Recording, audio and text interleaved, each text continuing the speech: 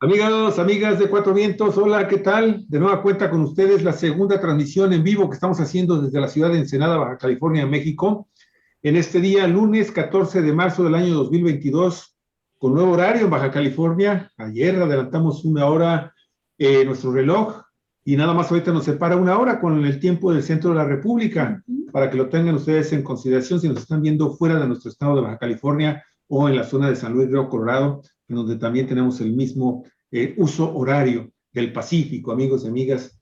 Bueno, en este segundo programa, que pues ya sabe usted que si le gusta el programa, denos un like, compártalo por favor, pues regresamos a la crónica histórica.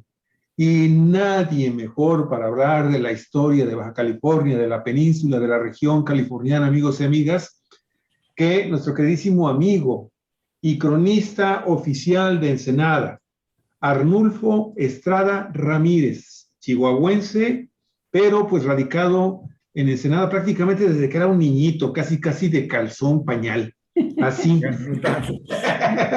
Bueno, él es oceanólogo de profesión, ex investigador del Instituto de Oceanografía de la Secretaría de Marina, rescatista del idioma quiligua, una gran labor la de Arnulfo en el rescate lingüístico de los antiguos y humanos, amigos y amigas, los primeros habitantes, los primeros grupos que habitaron la región de la península y toda la zona del oriente, del occidente, perdón, californiano, sur californiano, colaborador de Cuatro Vientos, también ya desde hace muchos años. Y bueno, el día de hoy, Alicia, nos vamos a dar un verdadero agasajo con el tema.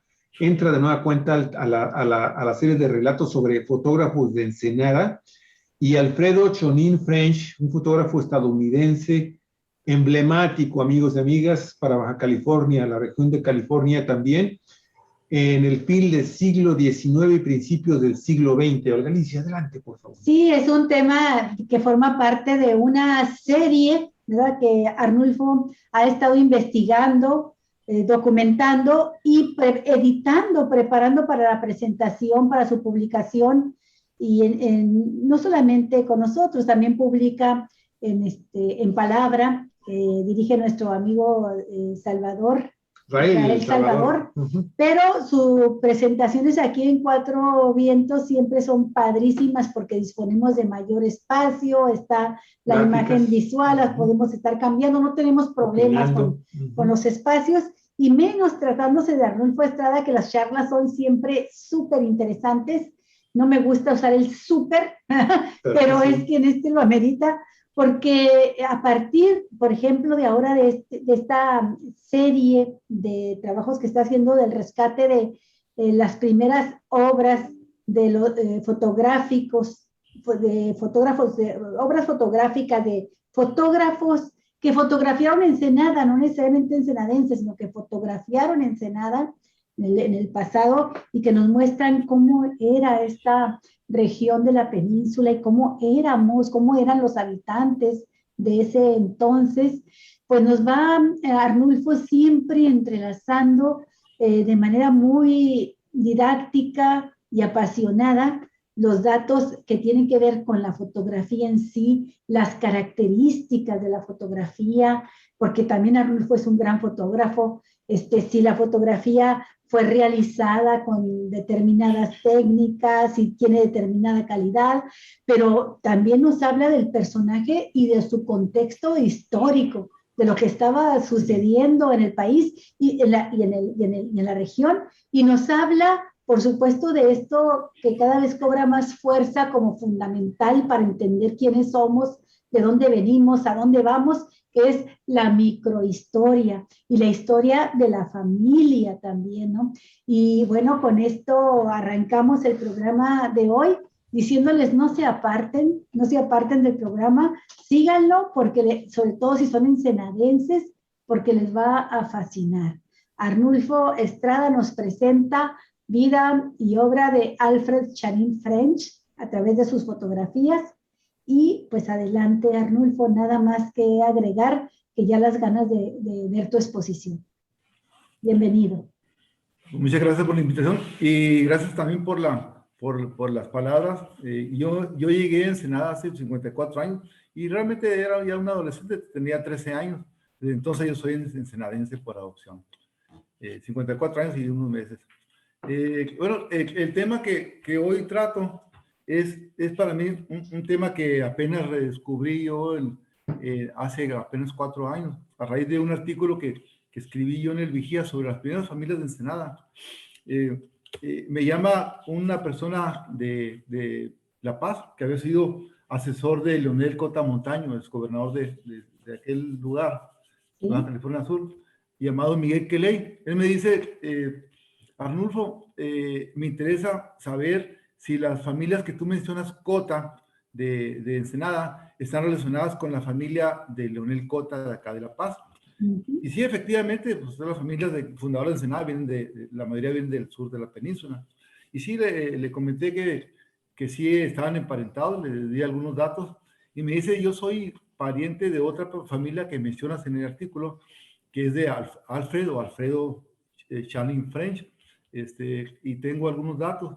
Total, él me manda alguna información genealógica de la familia, muy interesante, y ahí menciona a Alfred y su papá, y ahí en esa información que me manda, pues aporta mucho para la genealogía de las familias de Ensenada, y me dice, bueno, el papá de Alfred es una persona, era médico, que participó en la guerra, en la batalla de San Pascual, aquí en San Diego, que precisamente son los orígenes de la guerra que se declara en 1846 de México-Estados Unidos, que finalmente sabemos que se queda con más de la mitad del territorio mexicano. Pero ahí empieza la historia, en ese tiempo, cuando el papá de Alfred interviene en la guerra, pues es cuando se dan las anexiones de Estados Unidos, de México, de varios estados de México a Estados Unidos. Y bueno, empieza no solamente trabajando sobre la fotografía, creo que uno de los personajes más relevantes de Alfred es el papá, precisamente por lo que representa. En California, el papá de Alfred es un personaje que tiene que ver mucho con la historia de California y tiene varios sitios con su nombre, por cierto, porque fue, aparte de médico y participante de la guerra de San Pascual, de la batalla de San Pascual, pues fue un personaje que exploró varias disciplinas, entre ellas la minería, que fue una de sus grandes pasiones. Y él llega precisamente a Ensenada en 1889, cuando en el Álamo se descubren las vetas de oro. Ellos ya estaban interesados en la minería, y se viene junto con su hijo Alfred y Payne, otro de sus hijos, y vienen a explorar aquí en el Álamo, y se instalan en el Álamo al menos uno de los hijos y Erasmus, y Alfred decide quedarse en Ensenada, y ahí empieza la historia de este interesante personaje y fotógrafo, que aparte del primer fotógrafo que ya platicamos de él, de Turrín, Alfred es un personaje interesante de aquella época, y se dedica a retratar Ensenada, aunque realmente no se conoce muchas fotografías de él, pero él menciona en su estudio que retrata Ensenada y sus alrededores y los pone en venta, pero las fotografías conocidas de él precisamente son de 1910, cuando se inauguran en su primer centenario de la independencia algunos sitios de Ensenada. De eso vamos a detallar. Voy a empezar con este personaje. Lo vamos a ir tratando a lo largo de esta ponencia que le voy a compartir en este momento. Titulé a esta ponencia como Alfred Channing French, fotógrafo, minero y comerciante a principios del siglo XX. En realidad es desde finales del siglo XIX, como bien mencionan ustedes. Bueno, Alfred Channing French, así en general, es un personaje interesante ligado a la historia de Ensenada. Él vivió en Ensenada entre marzo de 1889, porque él declara, cuando se regresa a Estados Unidos, dice que vive en Baja California de 1889, que cuando llega al Álamo en marzo. Y él declara que se va a retirar a finales de 1910 más o menos, y sí coincide con los datos que voy a presentar, coincide con ese dato. Él se desempeñó como comerciante en diversas disciplinas, destacando como fotógrafo de la ciudad, pero aparte, como vamos a verlo, estuvo en otras actividades involucrado.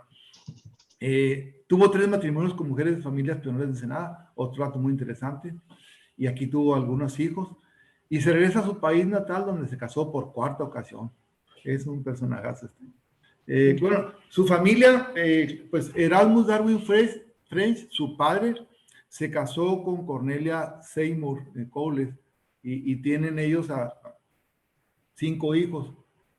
Tienen a Lou Charlotte, a Lila, Alfred Channing John y Addison Payne. Voy a mencionar algunos datos de esta familia, porque sí considero que es importante. Desde el nombre del papá, oye, ya habla de las características que debe haber tenido este personaje, Erasmus Darwin.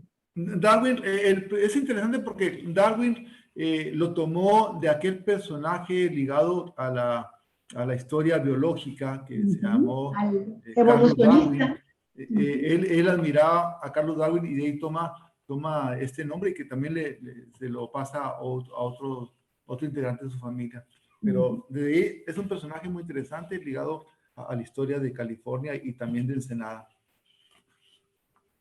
Voy a leer brevemente algo de lo que he preparado durante este tiempo de Erasmus. Dice, el doctor Erasmus Darwin French nació el 20 de enero de 1822 en Nueva York. Sus padres fueron Amanda Hasseltine y el granjero Harry French, descendientes de anglo-escoceses que datan de la Inglaterra al final del siglo XV, a la edad de 13 años. Erasmus ingresó al seminario Albion, recién establecido por pioneros metodistas episcopales en Albion, Michigan, y estudió medicina con un tío, el doctor John W. French, el médico pionero de esa época. En diciembre de 1845, Erasmus se fue para unirse al ejército en el fuerte de Kansas, el puesto militar más antiguo en el oeste de Trans-Mississippi. En ese tiempo, Texas era ocupado por un grupo de colonos estadounidenses, ahí es lo interesante, que se querían independizar de México. Sabemos que finalmente se independizan y pasa ese estado a Estados Unidos. Después de un incidente que se produjo el 20 de abril de 1846 en un lugar llamado Rancho Carricitos, al norte del Río Bravo, el presidente de los Estados Unidos, James Polk, solicitó al Congreso una declaración de guerra con fecha 13 de mayo de 1846, hecho que le permitió apoderarse de Texas y buscar apropiarse de los codiciados territorios de Alta California y Nuevo México.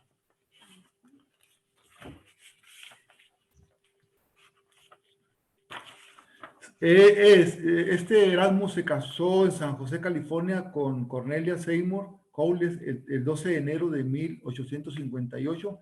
Ella nació el 31 de octubre de 1829 en Illinois. Era hija del juez de San Diego, Alfred Cowles, y Charlotte Cowles. Tuvieron 5 hijos. Lulu, como menciona ahí en esa gráfica, Lulu, Charlotte y Lila eran gemelas. Ellas nacieron en San José, California, el 22 de noviembre de 1863 y ambas murieron en 1864, cuando tenían apenas 1 año de edad. Alfred Channing French, que es el personaje que ahora me ocupo, nació en San José, California, el 7 de septiembre de 1868 y murió en Miami Hill, Arizona, varios años después. Voy a traer el lugar y exactamente la fecha. John, él nació en San José, California, en 1869 y de él no hay mayor información. Addison Payne nació en San Diego, California, el 14 de febrero de 1881 y de también voy a hacer algunos comentarios porque él vino junto con Alfred y su papá Erasmus, vinieron a Ensenada y aquí estuvieron varios años. Erasmus Darwin French y su familia en Ensenada. A principios de 1889, la región del Álamo cobró gran importancia con motivo de los descubrimientos de oro. Las noticias eran frecuentemente divulgadas en los periódicos de Estados Unidos, como en San Diego Union, por lo que llegaron campesinos procedentes del extranjero cuando las minas de Real del Castillo estaban en plena decadencia. En marzo de ese año, la fiebre del oro llegaba a su apogeo.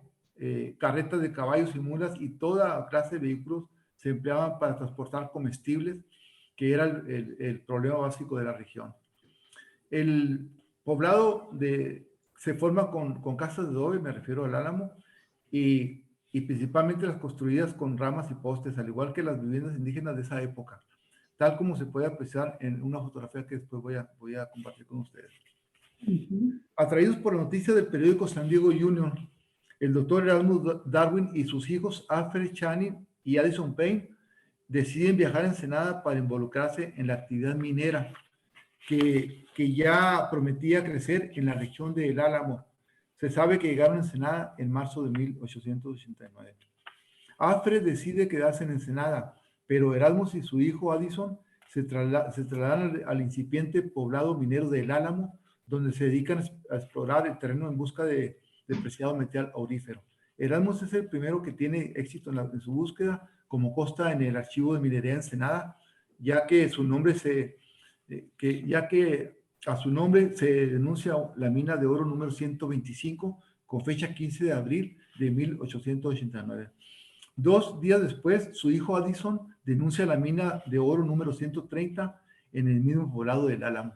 Esta mina está registrada en el archivo de minería de Ensenada. El doctor Erasmus se conoce muy poco sobre el tiempo que trabajó en las minas del Álamo, así como también de su estancia en el puerto de Ensenada. Debió ser un personaje con mucha vitalidad, ya que a sus 70 años de edad todavía se dedicaba al duro trabajo de minero. Erasmus adquiere la propiedad en pleno auge minero del Álamo, por lo que se deduce que todavía trabajó unos años más en las actividades mineras, ya que fallece el 24 de septiembre de 1902 en Ensenada a la edad de 81 años. La causa de muerte fue la fiebre, y eso es muy probable que esté atribuido a aquella primera pandemia que se presenta en Ensenada y en Mazatlán en 1902 y 1903, donde pues queda registrada la primera pandemia de ese siglo en Ensenada, que fue la peste bubónica, donde hay varios muertos. Por cierto, un tema interesante, en esa pandemia hay varios muertos en Ensenada, pero hay muchos más muertos en Mazatlán, porque el barco Curacao, que hacía su viaje entre San Francisco y Mazatlán, trae esa epidemia, llega a Ensenada. Aquí la epidemia se dispersa en 1902, pero se va a Mazatlán, y ahí realmente causa muchos problemas, una gran cantidad de muertos a raíz de esta epidemia. Entonces, Erasmus finalmente muere en Ensenada en 1902, y es muy probable que se deba a esta epidemia, porque él muere de fiebre, una característica que se menciona de todas estas personas fallecidas a raíz de esa epidemia en Ensenada. Y sí hay algunos datos de esta epidemia. Por cierto, también aquí de la misma epidemia fallecen 2 de sus nietas, hijas de Alfred, aquí en Ensenada. ¿Fue enterrado aquí, Arnulfo? Sí. ¿Perdón? ¿Fue enterrado aquí en Ensenada? Se supone que sí fue enterrado, aunque allí hay muy poca información de ese primer panteón, que estuvo ubicado en lo que es la calle Miramar y Primera. Ahí fue el primer panteón. Ese panteón estaba en la orilla de la playa, prácticamente se enterraban en arenas de las dunas, y ahí fue el primer panteón. Seguramente en ese tiempo ahí fue enterrado. Se cambió ese panteón, se hizo el panteón que está por la Floresta, donde hoy está... Floresta y Cuarta. De la universidad, entre tercera y cuarta. Tercera y cuarta. Está el centro médico. Así es. Y la biblioteca Benito Juárez y el Teatro de los Periodistas. Ahí fue el segundo panteón. No sé, en ese caso, cuando se cambiaron al panteón, no se recuperaron todas las tumbas, porque no hubo quien las reclamara. Entonces, las que se pudieron reclamar se trasladaron a ese panteón, pero de de Erasmus no se sabe más, pero seguramente estuvo sepultado en ese primer panteón y ahí deben estar todos esos restos bajo ahora el suelo concreto, ¿no? Así es. Ese panteón tuvo, yo creo, arriba de 500 personas fallecidas ahí. Qué Las bien, primeras qué personas que bueno. fallecieron en Ensenada estaban en ese panteón. Estuvieron Ok, en ese panteón. gracias, Arnulfo. Bueno, vamos a ver la siguiente lámina. ¿Quién fue Erasmus Darwin French? Que es uno de los personajes de este trabajo muy interesante, papá de Alfred. Bueno, Erasmus Darwin French es un personaje muy relevante en la historia de California y él participó como médico para atender los heridos de esa guerra, de esa batalla famosa de San Pascual, de Estados Unidos y México. Él fue minero y explorador en sus inicios del Álamo, de ese esos yacimientos. poblado histórico minero que está aquí cerca de Ensenada. Él y su hijo Alfred forman parte de la historia de Ensenada, donde son prácticamente desconocidos. Vivió en Ensenada sus últimos años, donde murió como menciona, en 1902. ¿no? Respecto a Addison Paine, el otro hijo de Erasmus, no se conoce mayor información, salvo que hay una denuncia a su nombre en el Álamo, en la que ya me he referido. Lo que se sabe de Addison es que en 1892 trabaja como minero en Barnes, San Diego. Entre otros empleos se desempeñó como capataz de una mina de cobre de Globe en Chila, Arizona, en donde se casó con María Lugo Barreto el 28 de febrero de 1909, pero quedó viudo de la muerte temprana de María. Murió en el mismo lugar a causa de una trombosis cerebral el 8 de enero de 1849, cuando tenía 1949, perdón, cuando tenía 77 años de edad. Alfredo, Arnulfo, perdón, Arnulfo. Sí. Para la gente que no conoce este dato de El Álamo, sí. Y no se vayan a confundir con Texas. Ajá, Me gustaría que nos puedes hablar del Álamo un poquito. Ahí cerca de Valle de Trinidad, está aquí a un poco más de 100 kilómetros de Ensenada, ahora de 100 kilómetros, ahí está el Álamo, un centro minero, un poblado minero abandonado, que tuvo su auge en 1849, hasta varios años estuvo trabajando, hasta que ya se consideró agotado, aunque sea hay oro todavía en un bucino de pequeña escala todavía en el Álamo, pero es un lugar que se explotó y que llegó a tener más de 1 tonelada de oro, cerca de 2 toneladas de oro se extrajo. Durante el tiempo que estuvo trabajando, sí se sacó algo de oro, pero finalmente se inundaron algunas minas, las más importantes, y se abandonó el proyecto. Se volvió a reiniciar en 1946 y siguió un tiempo trabajando. Voy a mostrar algunas fotografías de ese tiempo, pero finalmente se abandonó y se hace ahora a muy pequeña escala la extracción de oro, prácticamente a nivel de gambusino. Perfecto. Gracias, sí, Arnulfo. Oye, Arnulfo, nada más un comentario sobre este super personaje también el padre del fotógrafo de Alfred, sí. Que él como un homenaje a Darwin, adopta su nombre, ¿no? Sí. Y creo que también a lo mejor tiene alguna relación el nombre que le pone a su hijo más pequeño, Addison. Sí. Quizá tenga alguna relación con un médico famoso que fue contemporáneo de él, Thomas Addison, y que científico, sí. Y quizá de ahí tomó el nombre para rendirle también, como él era médico también, además, rendirle homenaje a Thomas Addison. Thomas Alva. Que es un científico que descubre varias enfermedades, incluso hay una enfermedad de insuficiencia renal, incapacidad para procesar las vitaminas B, y termina llamándose así, enfermedad de Addison. Y creo que de ahí fue donde pudo haber tomado el nombre de este científico para ponérselo a su hijo, lo cual habla de un hombre muy culto, muy progresista también en su época, y muy visionario. Así es, él realmente era un hombre muy culto, muy inquieto, y quién iba a pensar que iba a quedar por aquí en Ensenada, ¿verdad? Sus Ok, últimos años. interesante. Y seguramente aquí están sus restos en lo que fue aquel panteón, el panteón de Ensenada. Pero bueno, hay todavía investigación que hacer de este tipo de este personaje. Bueno, voy a mencionar un poco más de este personaje, de Erasmus. En diciembre de 1845, Erasmus se fue a unirse al ejército del fuerte de Kansas, el puesto militar más antiguo del oeste. Dice, en ese tiempo,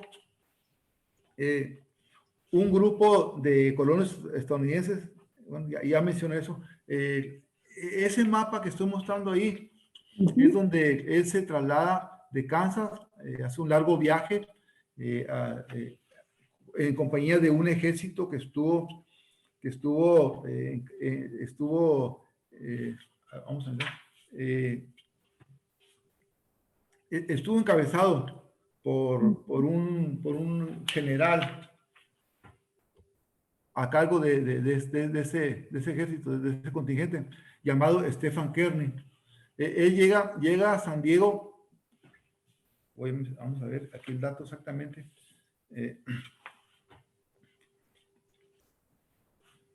Sí. Dice, bajo este esquema, el 20 de junio de 1846, un regimiento compuesto por 5 campañas al mando del general Stephen Watts Kearny salieron del fuerte de ahí de Kansas con destino a California. En su trayecto se anexaron a Nuevo México sin disparar un solo tiro. Durante la campaña, el comando de Kearny varió de un tamaño de 1,700 voluntarios de Missouri y los dragones del ejército de Estados Unidos hasta menos de 200 soldados, infantes de marina y voluntarios de California. El general Kearny llega a San Diego con solo 150 hombres armados con fusiles y 2 obuses de montaña y confiado en que no iba a tener resistencia por parte de los californios. Estos hombres habían recorrido 1,900 millas y estaban cansados y mojados por las lluvias de esos días. También los caballos y mulas estaban desgastados. Aún así decidieron atacar el contingente de californios que defendían el sitio, todos ellos bajo el mando del general Andrés Pico, que está ahí a un lado de esa gráfica. Esta batalla es conocida como la batalla de San Pascual, por haberse significado en el valle del mismo nombre, ubicado en el condado de San Diego. El enfrentamiento tuvo lugar los días 6 y 7 de diciembre de 1846, y la lucha fue tan intensa durante el primer día, donde los californios salieron victoriosos, ocasionándoles 18 muertos y un número igual de heridos a las tropas estadounidenses. Por parte de los lanceros californios solo hubo 2 muertos y 15 heridos. En el segundo día, el general Kearny recibió los refuerzos y lograron disipar a los mexicanos, pero ya el daño estaba consumado. Como médico del ejército, Erasmus Darwin French trató a los heridos de esa batalla. Interesante el caso de Erasmus Darwin French, ¿verdad? Como es mencionado aquí.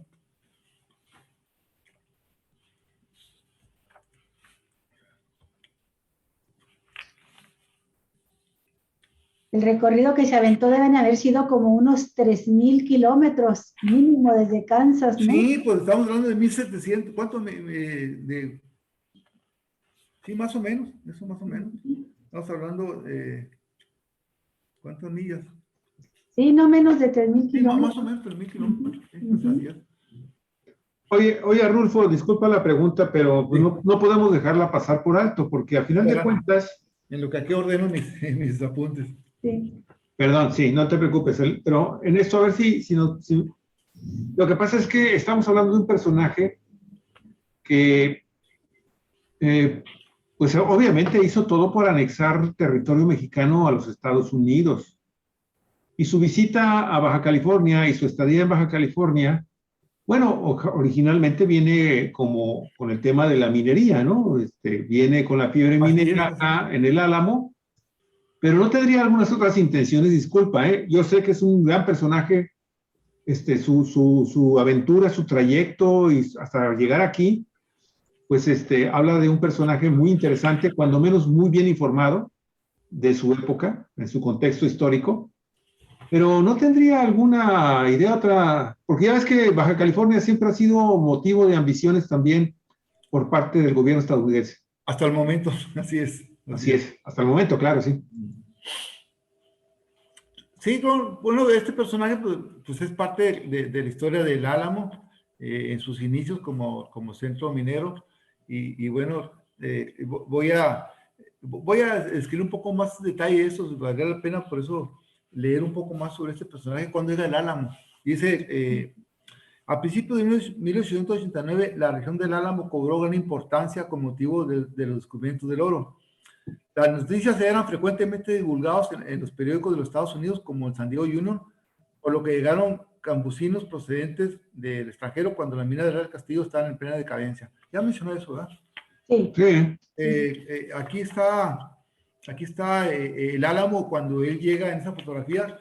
Se aprecia el Álamo cuando llega esta familia, pues apenas era un incipiente centro minero. Ahí se ve todavía, las casas eran casas de ramas, como se hacían entonces en aquel tiempo los indígenas nativos, y seguramente hasta la tienda que se ve ahí, y hasta con un nombre de una de las minas, pues eran enramadas prácticamente, no había ninguna casa de concreto en pie. Eso, porque claramente pues, son los inicios de este poblado minero, pero es una foto muy interesante de esa época, cuando llega precisamente Erasmus y sus hijos al Álamo. Esta foto no es de su hijo. Mande. Esta fotografía no es del hijo de Alfred. No, Erasmus todavía no era fotógrafo. Llegó con fines de involucrarse en la minería. Realmente la parte como fotógrafo se conoce hasta la fotografía más conocida desde 1910, pero ya se anunciaba en un periódico aquí local, en un periódico semanal, se anunciaba de 1902 y 1903 como fotógrafo. Aparte era distribuidor de la máquina Singer en Ensenada. Y también en sus últimos años se dedicó, antes de irse a Estados Unidos, se dedicó a la venta de terrenos.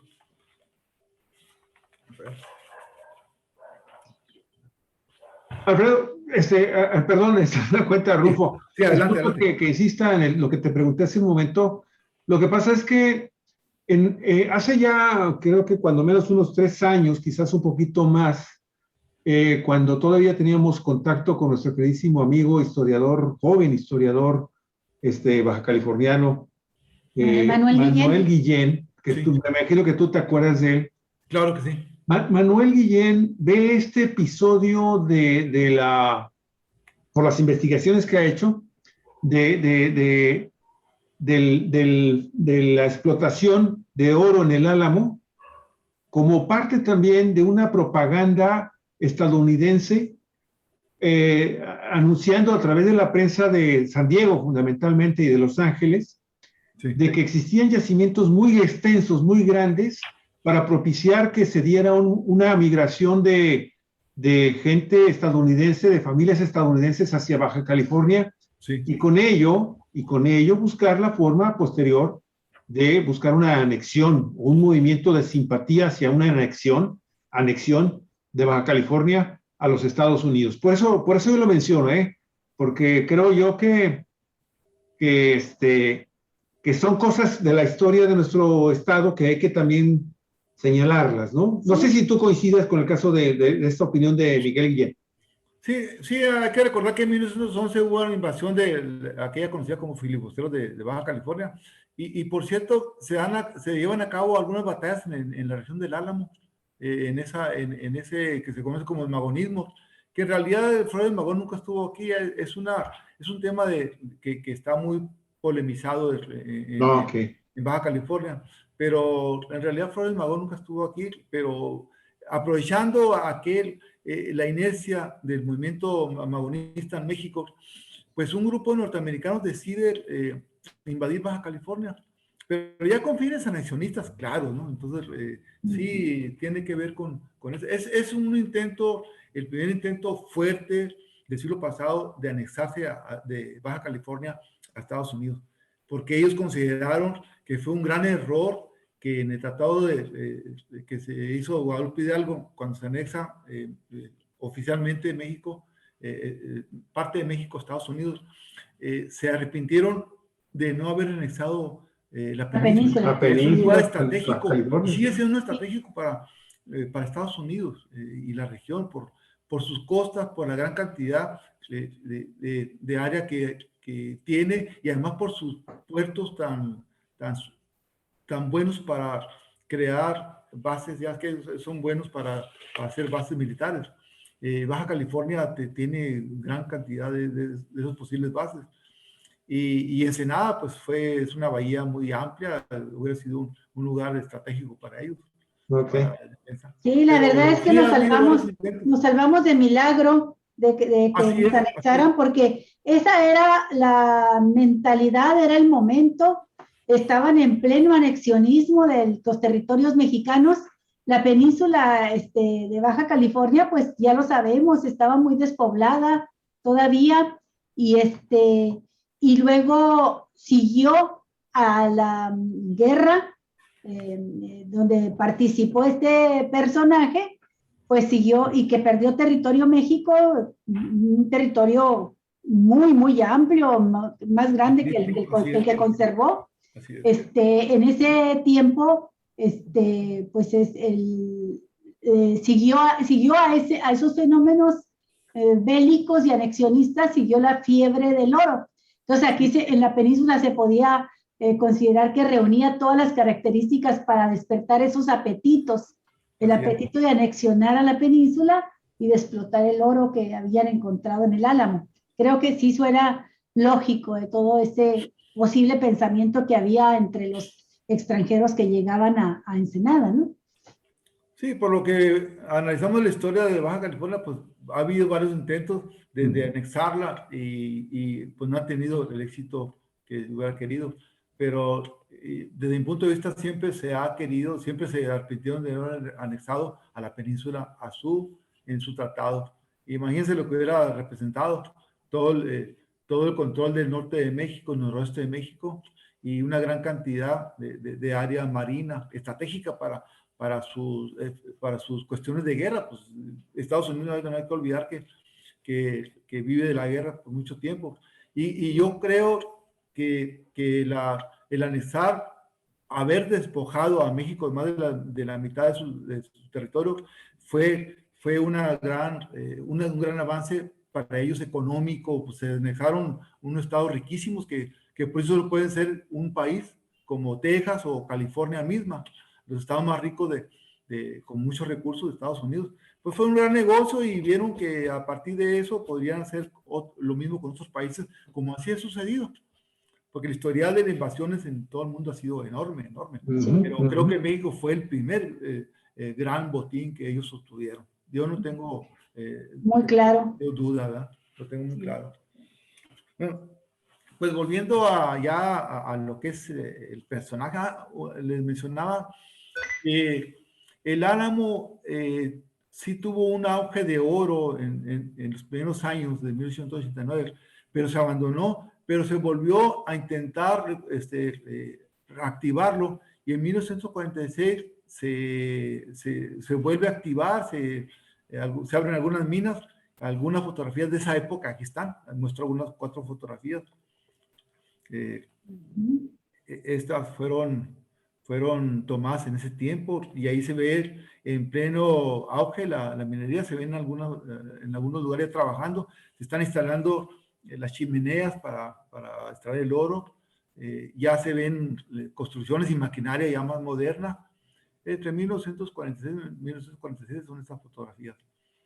Y las tomó un gran personaje de Ensenada llamado David Goldbaum, que por cierto fue uno de los que participó en esta empresa en ese tiempo, minera.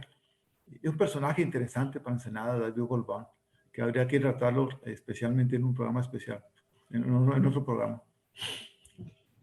Bueno, le mencionaba que este buque, esta fotografía del buque Curacao, que hacía escala entre San Francisco y pasaba por Ensenada y se iba a Mazatlán. Este es el barco, el gran causante de la pandemia que hubo a principios del siglo pasado, la peste bubónica o peste negra, que causó muchos muertos en Ensenada, pero muchos más en Mazatlán. Este finalmente fue hundido allá en el norte de California, creo que en 1914. Si no estoy, si mal no. ¿Sabes más o menos qué población había en Ensenada en 1902? Alrededor de 1,000 personas. 1,000 personas. 1000. Sí, ¿verdad? Más o menos. ¿Y hay alguna cifra de a cuántos afectó la peste? Yo estaba analizando los registros de aquel tiempo, los registros de fallecimientos, y se mencionan algunos, pero es vaga, porque apenas la peste bubónica se estaba investigando. Entonces, muchos de ellos algunos de ellos mencionan que es de la peste bubónica, pero otros que nada más murieron a raíz de fiebre. Claro, era un síntoma Claro. de esta epidemia, pero todavía hay que hacer investigación de esto. Hay algunos datos vagos, pero sí, efectivamente, sí hubo varios muertos en Ensenada. Pero muchos más, como le menciono, en Sinaloa, en Mazatlán. Perfecto. Sí, está más o menos documentado eso. Perfecto. Bueno, ya volviendo a lo que es el personaje de esta plática, Alfredo Channing Frere, él en su estancia de más o menos 20 años en Ensenada, se casa 3 veces. Voy a mencionar de ellos. Dice, durante los casi 22 años que vivió en Ensenada, Alfred se dedicó a hacer algunos negocios en varios campos, entre los que se pudo identificar la compra y venta de terrenos. Se anunció durante un año en el periódico semanario El Progresista como único agente de la compañía manufacturera de máquinas de coser Singer. Además, se anunciaba como propietario de la fotografía americana, cuyos trabajos garantizaba, y tenía también una pensión para caballos, tenía pastura para caballos. Y como último negocio, antes de regresar a vivir a Estados Unidos, en el registro público de la propiedad, en el apartado de sociedades y poderes, aparece como socio de la compañía petrolera vieja, Misión Vieja, S.A., cuyo número de registro de fecha es de noviembre de 25 de 1910. Pero también en previo a esos meses de noviembre, aparece en el registro público de la propiedad la compra y venta de varios terrenos. En su último negocio, tal vez aquí en Ensenada, fue la compra y venta de terrenos. Y se mencionan al menos unos 10 terrenos que él compraba y vendía aquí en Ensenada. Dice, el 21 de abril de 1898 se casó con Natividad Gastelum Contreras. Ese es el primer matrimonio de Alfred. Hija de la familia Gastelum, originaria de aquí. Sí, es interesante, porque las 3 esposas que tuvo aquí en Ensenada fueron descendientes de las primeras familias de Ensenada, los fundadores. De los pioneros, fundadores. Así es, así es. Hija de José Antonio Gastelum y de Dolores Contreras Muñoz, residente del rancho El Aguajito. Uno de los primeros ranchos de Ensenada fue El Aguajito y El Gallo. Ahí residió los descendientes de los primeros pobladores de Ensenada, que datan desde 1924, donde Francisco Javier Gastelum fue el primer propietario, él y su esposa, de Ensenada. Acuérdense de aquella casa que tenían en la Tercera de Ruiz, que es el sitio para mí histórico más importante. Ahí fue la primera casa, es donde está ahorita el mercado, el archivo histórico, y ahí fue la primera casa de él. Por cierto, tiempo después se invade por el norteamericano William Walker, y ahí establece durante 4 meses su cuartel general y combate a los mexicanos. Y también es, por cierto, en ese tiempo se ha echado de aquí por aquel único héroe con esa categoría, Antonio María Melendres. Juan Antonio María Melendres. Otro ya conocido ese caso. Bueno, del matrimonio hubo hijos, no hubo hijos en este matrimonio. debido a que Natividad había fallecido 9 meses después de casados. Ese matrimonio se llevó a cabo el 21 de abril de 1898. El segundo matrimonio ya fue con María Concepción Armandina Cota Amador, otro descendiente de las primeras familias de Ensenada, hija de Santos Cota Verdugo y María Antonia Amador. El primer Cota que hubo aquí se llamó Santos Cota Verdugo, del cual hay una biografía ya publicada, y también yo me he ocupado algo en las publicaciones de esta familia, pionera en Ensenada, y de la cual hay muchos descendientes actualmente de esa familia. Se casaron de Ensenada el 19 de octubre de 1901. Y bueno, de ellos, se casaron, por cierto, en la iglesia Purísimo Corazón de María, la iglesia que está ahorita en la calle Tercera. Ella nació en Ensenada en 1872.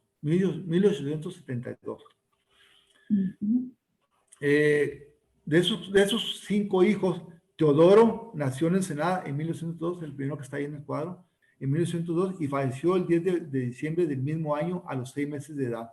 La causa de muerte fue por meningitis cerebroespinal. Aunque lo más notable es que se haya debido a la peste bubónica, como yo mencionaba, que en ese año causó numerosas muertes en Ensenada. No se menciona el apellido de la madre. Extraño eso, porque Alfred no lo registró como hijo de esta mujer. Violeta Alfa nació también en Ensenada en 1902, en plena peste bubónica. Probablemente era gemela de Teodoro. Ella y otros 8 integrantes de la familia cruzaron la frontera en diciembre de 1910 para irse a vivir a los Estados Unidos. Este dato me lo proporcionó Miguel Kelly de La Paz. El tercer hijo, Marcela, nació en Ensenada el 9 de febrero de 1904 y fue registrada en el mismo lugar el 20 de febrero. La registró Alfredo con su apellido, pero no da datos de su madre, como es el caso de la otra mencionada. Mabel María nació en Ensenada el 10 de julio de 1905 y fue registrada por Alfred con su primer apellido. El 26 de octubre del mismo año falleció también de inanición, fíjense, el 4 de noviembre de 1905, a la edad de 4 meses. Caray. Y el último hijo, Alfred Teodoro, nació en Ensenada el 7 de diciembre de 1908. Desde muy pequeño se fue a vivir a los Estados Unidos. En el censo del 3 de febrero de 1920 aparece en Miami, Gila, Arizona, y él fue reclutado en ese lugar para servir en la Segunda Guerra Mundial. Ya venían esos como combatientes, ¿no? Un tercer matrimonio aquí en Ensenada fue en 1909 con María Antonieta Legazpi Cota, hija de Jesús Legazpi y de Amada Leona Cota Amador, descendientes también de precursores de familias aquí en Ensenada. Él nació en Baja California en 1880 y tuvieron 4 hijos. Lamar Ferdinand nació en Ensenada el 29 de junio de 1910 y su madre se la llevó a vivir en San Diego. Salieron de Ensenada un 3 de febrero de 1912 a bordo de la embarcación SS Victoria. En los censos del 3 de febrero de 1920 y el 18 de abril de 1930 aparece viviendo en Miami, Gila, Arizona. De nuevo aparece en el censo del 5 de abril de 1940, pero como residente de Los Ángeles, California. Cuando contaba apenas con 29 años de edad y trabajaba como asistente en una tienda de barrotes. Murió en San Bernardino, California, el 2 de, no dice la fecha del mes, pero 1979, a la edad de 69 años.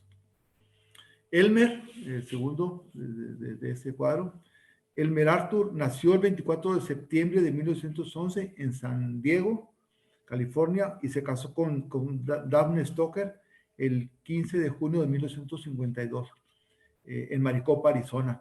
Murió el 14 de marzo de 1988 en Pasadena de Los Ángeles, California. Y María Constantina nació el 28 de diciembre de 1914 en Globe, Gila, Arizona. Aparece en los censos del 3 de febrero de 1920 y del 18 de abril de 1930 en Gila, Arizona también. Y finalmente Thelma nació el 17 de agosto de 1917 en Miami, también en Gila, Arizona, y tuvo 2 matrimonios, uno con Rives y otro con Wynn, así se mencionan nomás los apellidos. Murió el 30 de diciembre del 2006 a la edad de 89 años. Y creo que aquí está la única foto que conozco. Se conserva de sus bodas. De Alfred Channing Frey con María Antonieta Gras Picota. Esta la bajé de una publicación de Antonio Trujillo. Interesante, ahí está. Pues la última fotografía seguramente que se tomó de este personaje en Ensenada, porque en ese mismo año se va, en 1910 a finales se va a vivir a San Diego y se lleva precisamente a la familia completa. Bueno, y el cuarto matrimonio ya fue de Alfred, fue con Lena Jane Keller. Este matrimonio se llevó a cabo cuando él tenía 73 años con Lena.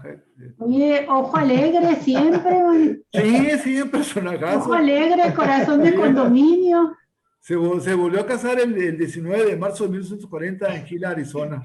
Oye, pero por lo menos no parecía de esos hombres que andan buscando jovencitos que pudieran ser sus nietos, porque se casa con una mujer de apenas 10 años menos que él, de 63. Sí, apenas. De hecho, de este matrimonio no hay hijos por la misma... Por la edad. Se casa el 19 de marzo de 1940 en Gila, Arizona. Y Lena era hija de John David Keller y de Amanda Jane Varian. Dice, Lena nació el 26 de junio de 1878 en Ohio y murió en Gila, en San Diego, el 8 de noviembre de 1969, a la edad de 91 años. Al igual bastante. Que también Alfred, que murió a 91 años. Dice, en los Estados Unidos, Alfred siguió la carrera minera de su papá.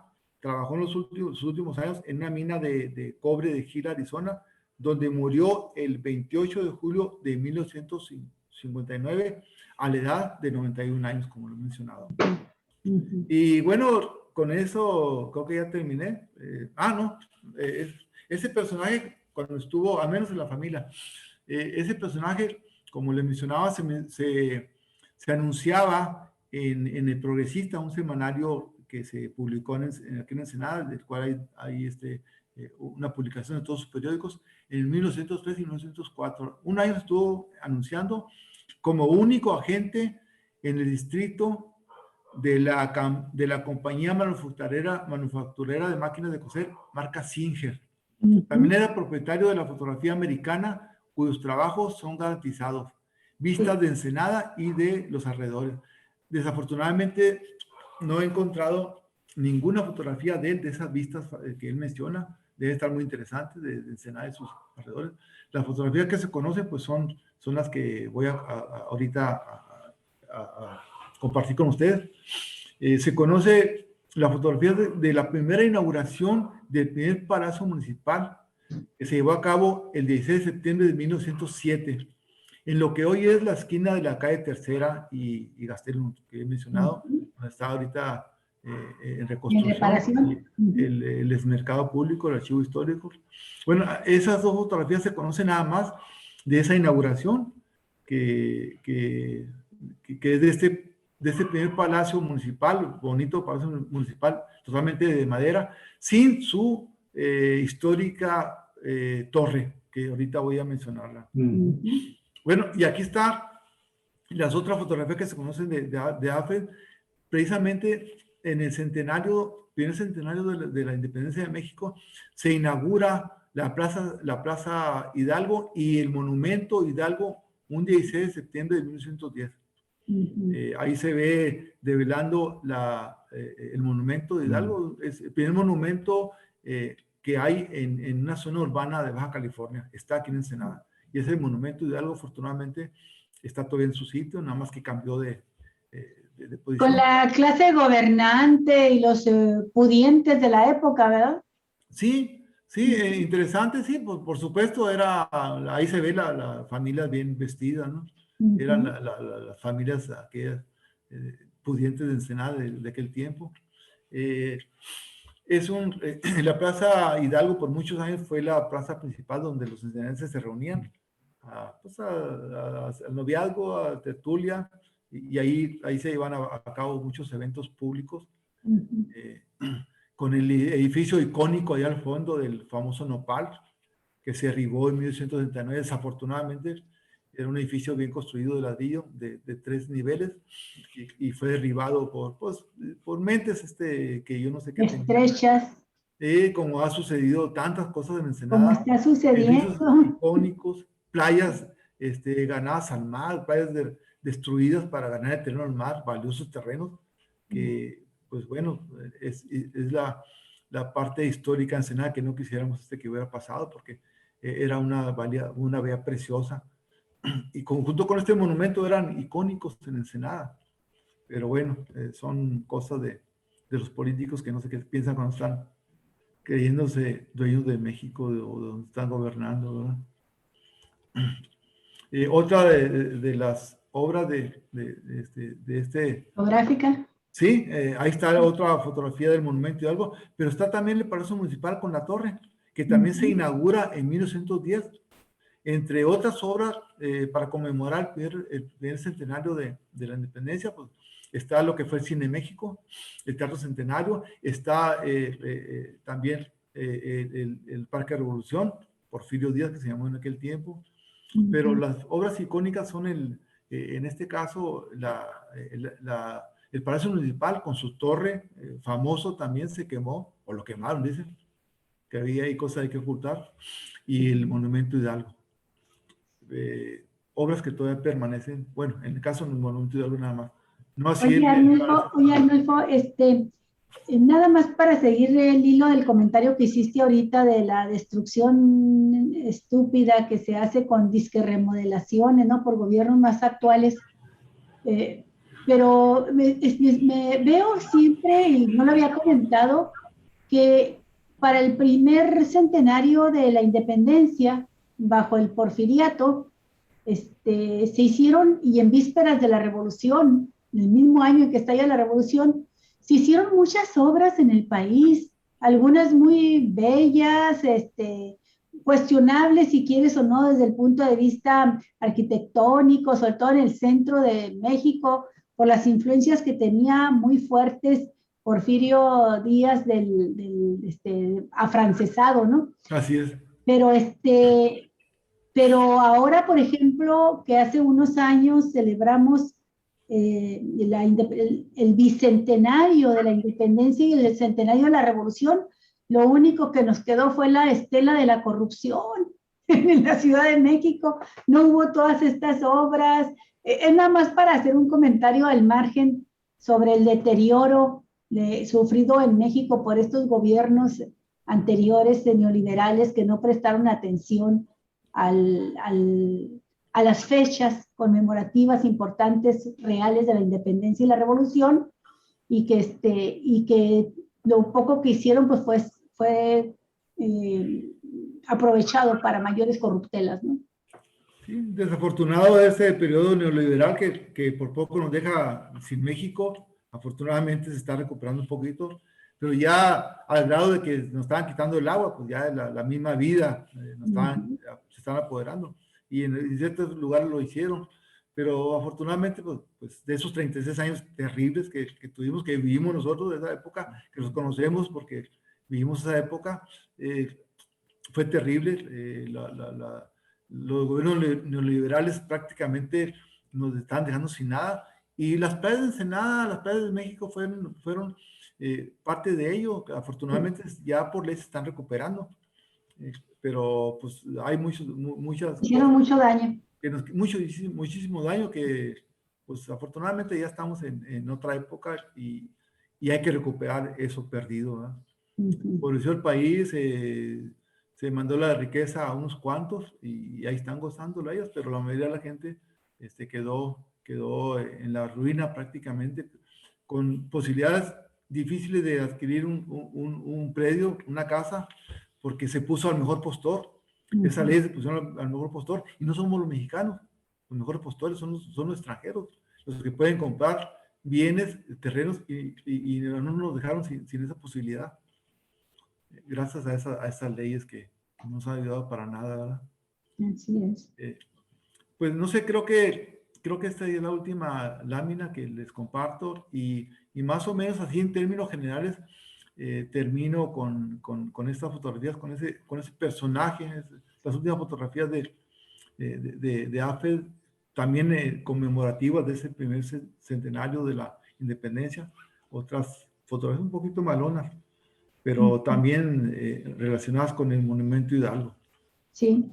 Oye, una pregunta, esas fotografías que pasamos ahorita que dijiste están malonas, ¿con la nueva tecnología no se pueden recomponer?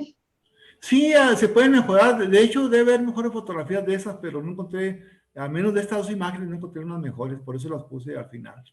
Pero ahí se ve un templete al fondo, enfrente del Monumento Hidalgo, donde están las autoridades inaugurando este monumento. Se ve la gente, hay la banda de música militar de aquellos tiempos, está actuando ahí. Y claro, los personajes con sus mejores trajes, ¿no? De aquella No sé si en esas conmemoraciones del centenario, tú que conoces de la historia, si se hicieron conmemoraciones populares, masivas, porque todas estas fotografías que hemos visto hasta ahorita, no sé si fue nada más la visión, el ojo del fotógrafo que nos presenta a la clase alta, ¿no? Los gobernantes y los pudientes, pero no sé si habrá habido expresiones populares. Sí, el pueblo participó, de hecho hubo bailes en ese mismo día, hubo una noche de bailes en lo que era, bueno, el recién inaugurado Palacio Municipal. Sí hubo festejo, pero claro, pues, en esos bailes asistía la gente invitada especial, y era la gente de aquel tipo de alta sociedad, pero en este evento masivo sí seguramente participó todo el pueblo. Nada más que pues el ente está enfocado al centro de la ceremonia, y ahí están los personajes principales, los bien vestidos, los que están ahí en el centro de la fotografía. Pero sí participó toda la gente de Ensenada. Era la plaza fue por muchos años, la Plaza Hidalgo fue por muchos años uno de los únicos lugares donde se reunía todo el pueblo. Entre ellos y el Parque Revolución, entre este parque. El parque y la plaza eran los sitios más importantes de aquel tiempo sociales. Y los de baile, pues era el Palacio Municipal, y luego los salones de la exaduana marítima, que también tenía salones grandes. De aquellos tiempos. Que estaba tratando de recordar, comparar con el primer fotógrafo que nos presentaste aquí en William Merrill. Sí, interesante. Y él ponía mucho el lente en la gente, ¿no? En lo representativo de la cultura. Las fotografías eran muy bellas porque nos daban a entender también mucho de lo que eran las tradiciones, las costumbres, la cultura, el pueblo. Y aquí, en estas fotografías que quizá pues son las que se conservan, no sé si habrá tenido otras, el lente está puesto en otros, la mirada está puesta en otros temas, ¿no? Sí, por la visión del fotógrafo, su cultura, él decide qué retratar, ¿verdad? Sí. Pues cada fotógrafo tiene su historia, su lente nos dice muchas cosas, y un tercer fotógrafo que me voy a referir es un fotógrafo interesantísimo. Para el siguiente, es muy interesante, tal vez la fotografía más bella de Ensenada, y más de más fotografías que hay en Ensenada sean de ese fotógrafo. Precisamente sobre eso, Arnulfo, yo voy a retirar ya la pantalla que tienes, para poder ya termino con tener un diálogo ya más directo entre nosotros. Sí. A mí me gustaría mucho que pudiéramos dar un poquito el contexto a este fotógrafo también, porque, bueno, estamos hablando de una invención en su momento, que muy pocas personas podían, primero que nada, tenerla, y después dominarla, pero aparte tener una visión muy especial de qué tomar, cómo tomarlo y en qué momento tomarlo, ¿sí?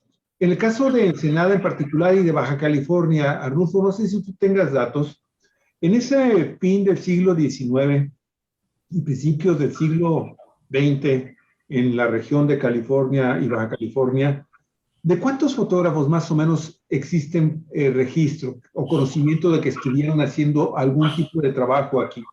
Porque a diferencia del otro fotógrafo que nos presentaste, que estaba prácticamente contratado, ¿no? Llega contratado para hacer... Por la compañía, sí, por la compañía. Y eso le da la enorme ventaja de estar tomando fotografías cuando apenas esto pues era un rancho, ¿no? Era un ranchito de 50, 60 habitantes, un poquito más. No pasaban, no me imagino, de 200 habitantes en Ensenada. Así es. El otro. Ya como que se dedica mucho a la vida social, o sea, y bueno, pues se integra con tres... Histórico. Sí, se integra su papá, un gran personaje de la historia de California, de Estados Unidos, y obviamente en un momento histórico también muy importante entre México y Estados Unidos. Pero yo no sé si el trabajo que él realizó como fotógrafo, y por eso vale la pena, te digo, saber cuántos fotógrafos más había en ese momento en Ensenada, para poder entonces tener una evaluación más justa, más completa del trabajo de rescate histórico, que a lo largo, bueno, pues ahora después, más de 100 años después de tomar estas fotografías que vimos, pues son relevantes. Yo te voy a ser muy sincero, yo estuve buscando intensamente ahorita fotografías, primero de los dos personajes de los que nos hablaste, el papá y el hijo, y después de sus fotografías y no encuentro nada. Entonces, no sé si esto también está en algún archivo histórico en los Estados Unidos, en San Diego, en California, de su material, y qué tan fácil es conseguir fotografías de él, incluso como te decía Olga, ya, ¿cómo le dicen? Remasterizadas, ya digitalizadas, con una opción que te permita tener todavía mejor calidad en la imagen. A ver, Arnulfo, por favor. Bueno, sí, mira, la verdad que la mayoría de fotógrafos de esa época, bueno, hay muy pocos fotógrafos. Empezamos con el que ya tratamos de William Merrill, Turrill, y luego es el primer fotógrafo por algunos años, y luego viene otro que se firma como WS de 1904 por ahí, y luego está contemporáneo a ese, pero son fotógrafos visitantes de Ensenada, no radical en Ensenada. El que radical en Ensenada es el que Alfred, que acabo de tratar. Pero viene otro fotógrafo muy interesante que firma como Millán. Él es radical en Tijuana. Hay varias fotografías, de eso lo voy a atender en otra plática. Interesante también. Él llega, las fotos son entre 1925 y 33. Y luego está otro fotógrafo que muy interesante y tal vez el más prolífico de todos, ese sí, vivió en Ensenada y aquí falleció muchos años, Brambila Ramírez, Salvador Brambila Ramírez, es tal vez el personaje fotógrafo más productivo de esos primeros años de Ensenada, con bellas fotografías, de las cuales yo estoy en contacto con la familia, ya me proporcionaron algunas originales, pero ese álbum que él tenía fue rasurado por muchas fotografías y circulan por ahí varias fotografías de ese álbum que he ido recuperando poco a poco, anexándolas a las originales que me han compartido la familia, del que ahorita estoy todavía investigando. Claro, es que esas fotografías deberían estar en el archivo histórico de la ciudad. Sí, están parcialmente ahí, pero como colección, no.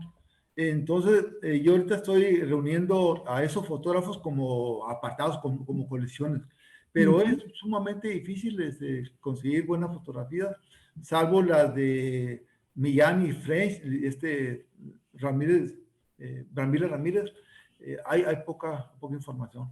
Pero son tal vez los fotógrafos más relevantes.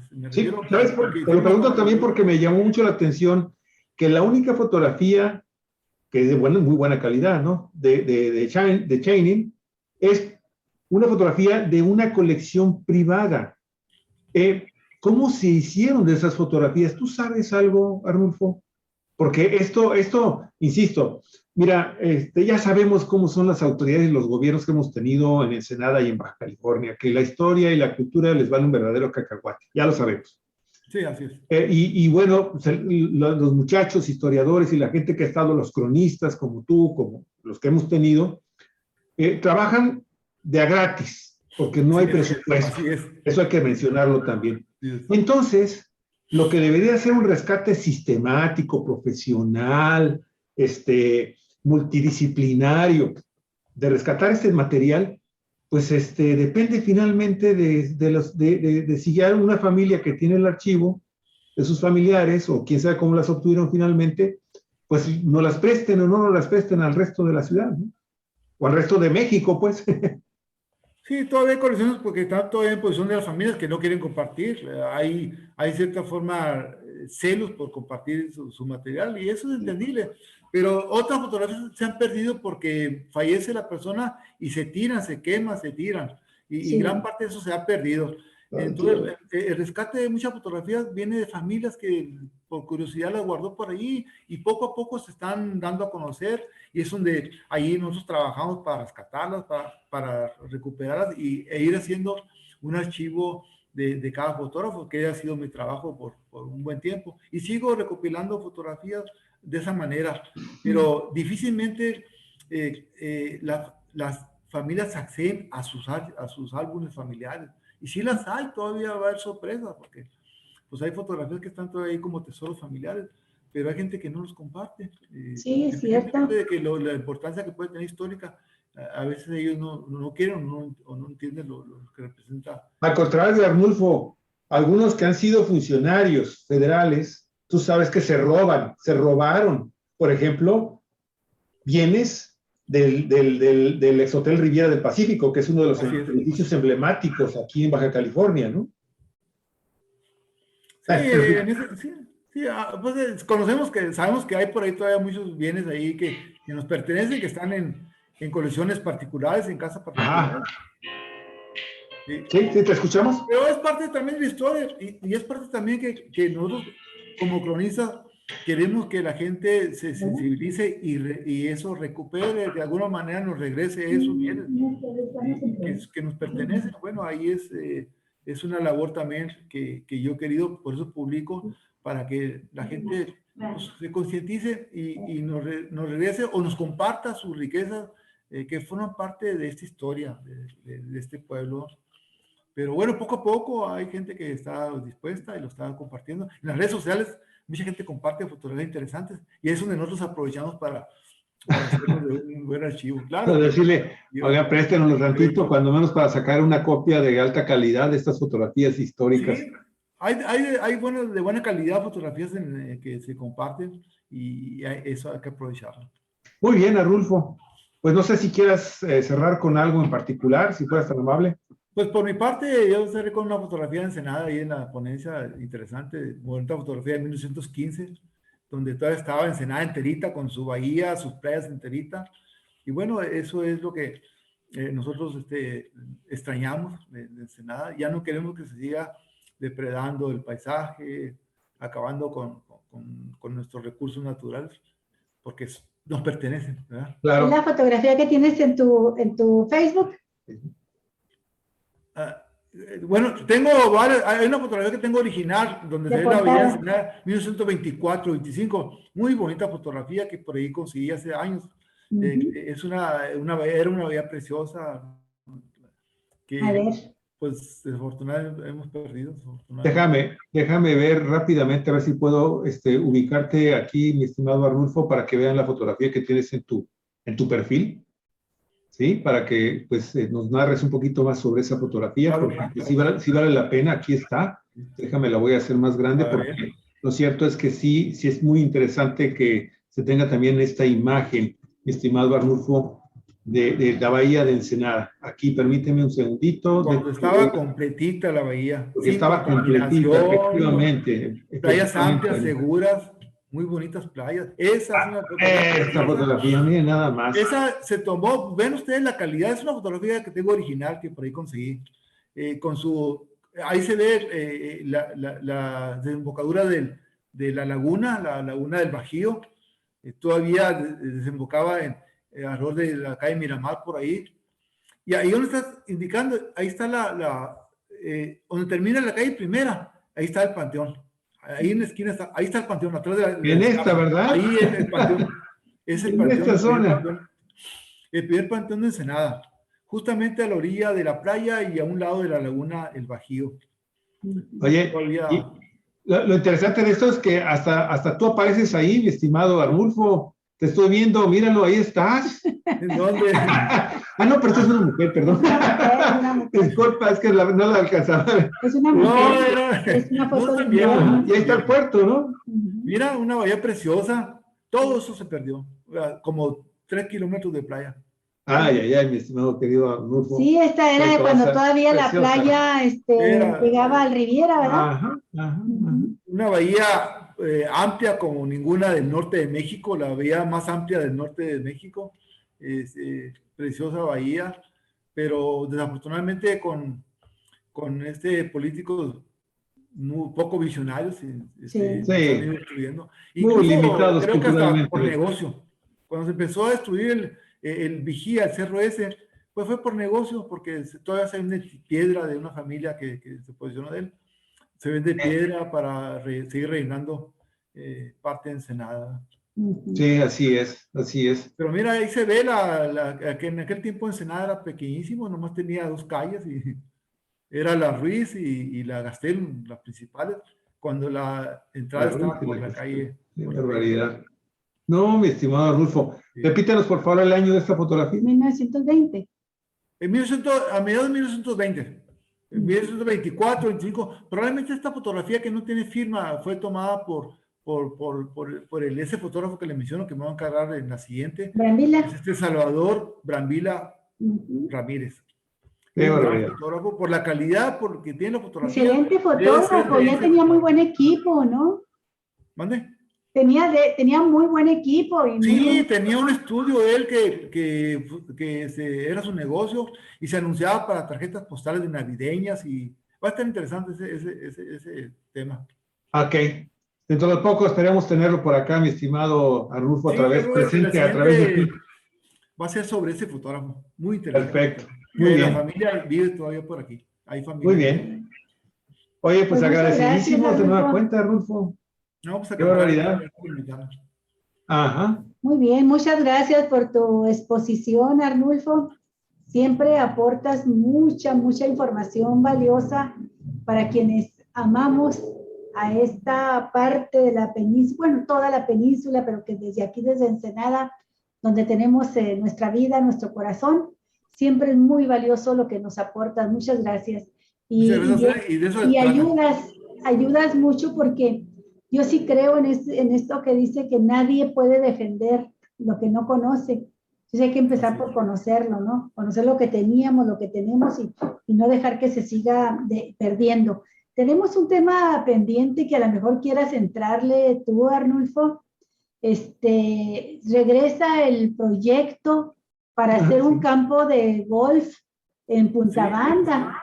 Y creo que a propósito de esta imagen que acabas de presentar y que lamentas lo que se perdió, cuando se construya ese campo de golf en Punta Banda, que los dueños le llaman Punta Brava, vamos a perder de lo mejor el paisaje más pristino, el paisaje más auténtico mediterráneo, que tiene una belleza inigualable. En mi caso, cada vez que tengo visitas de mis amigos, mis familiares de Chihuahua, de México, de donde sea, incluso ensenadenses que no conocen, Javier y yo siempre procuramos llevarlos a hacer una caminata ahí por Punta Banda y créeme que se quedan así boca abierta.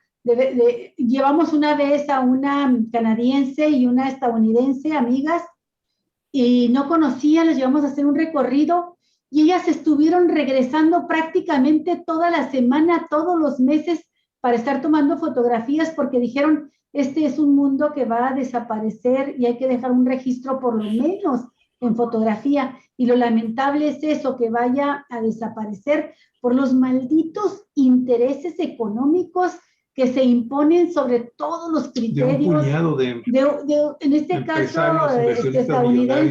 estadounidenses que vienen a invertir. Quizá valga la pena más adelante también tocar el tema contigo, Arnulfo. Sí, es interesante. Sí, fíjense que ya que mencionas ese tema, sí conozco el lugar. De hecho, me metí a varias cuevas ahí, en 2009, cuando empecé. Concheros. Sí, también nosotros hemos ido a las cuevas y a los concheros. Sí, sí, he estado en esas cuevas. Y es un tema interesante. Además es el lugar arqueológico más importante de la Bahía Ensenada. No tengo duda. Por la cantidad de cuevas que hay, por los concheros ricos que hay ahí y por ser un lugar relativamente prístino, puro todavía. Así Oye, Arnulfo, modificado hasta el momento. Tú que conoces al delegado del Instituto Nacional de Antropología e Historia, coméntale a ver si se le ocurre hacer algo. A ver si se puede frenar, a ver si puede intervenir desde la presidencia de la República se han hecho algunas cosas, pero en este caso ni siquiera muchos ensenadenses conocen lo que es ese lugar de hermoso, de increíble. Porque no está accesible, está privado, prácticamente no puedes entrar. Yo entré hace tiempo, pero sí, ahora es peligroso. Nosotros, ahora es peligroso. Las veces que entramos fuimos perseguidos por los guardias, perseguidos literalmente, ¿no? Y todavía logramos pasar porque pusieron un cerco, logramos pasar el cerco con el camino hacia el campo número 5, creo que así se llama, por donde entramos, y fueron capaces de brincarse el cerco y seguir persiguiéndonos. No tienes idea de cómo íbamos por el senderito, Javier y yo, a todo lo que podíamos avanzar para que no nos alcanzara. Y ahora es que nos salimos de su propiedad, entonces sí, ya agarramos piedras y ahora sí enfrentarlos, ¿no? Ya se regresaron. Bueno, sí, eso es de lo que hablamos, que es uno de los lugares que se han apropiado los políticos y ciertas empresas para hacer de las suyas. De hecho, así hemos perdido gran parte de la riqueza natural en Ensenada. Y claro, que yo como cronista me corresponde por reglamento defender esos sitios. Y claro, si se hace algún conversatorio, con mucho gusto voy a colaborar con ustedes. O sea, Arnulfo, tú estás en un papel no retribuido, pero sí fundamental para la conservación, por el simple papel que te da el hecho de ser el cronista oficial de Ensenada, ¿sí? Eso, si ustedes, con los historiadores, el simposium, o sea, la gente que ya luchó en el pasado, en 2009, ya luchó por ese sitio, espero que otra vez de nueva cuenta alguien los alerte. Nosotros ya cumplimos nuestro papel, nosotros ya hicimos el trabajo, ya dimos a conocer que se volvió a meter un manifiesto de impacto ambiental, ya está público, ya está publicado en nuestros medios, más no podemos, más que si se organizan la sociedad de Ensenada, con muchísimo gusto, Cuatro Vientos, con su responsabilidad social, de inmediato nos ponemos en el nivel al que se quiera llegar, con el hecho de difundir lo que se tenga que difundir en defensa de este patrimonio. Si la gente más se reúne y no quiere hacer nada, bueno, una más de los ensenadenses. Sí, cuente conmigo lo que me corresponde como mi labor de economista, con mucho gusto. Ojalá, Arnulfo. Bien, cualquier cosa, Arnulfo. Estamos en comunicación y tú. Claro que sí. Gracias, Arnulfo, muy vale. Bueno, y con eso, amigos y amigas, cerramos nuestras transmisiones el día de hoy. Hasta el día de mañana, por favor, si les gustaron nuestros dos programas que transmitimos en vivo, por favor, denos un like, compártanos y por favor, súmese a un movimiento para conservar Punta Banda. ¿Sí? Demostrémosle al resto del país que seguimos siendo un lugar capaz de levantar un movimiento importante como el que se hizo en el 2009, ¿sí? Y que se logró de alguna forma posponer, conjuntamente con el tema también de la crisis económica mundial que se dio en esos años, pero logramos establecer un antecedente importantísimo de resistencia que ojalá lo volvamos a repetir. Gracias. Hasta pronto. Hasta luego. Cuatro Vientos. Claro.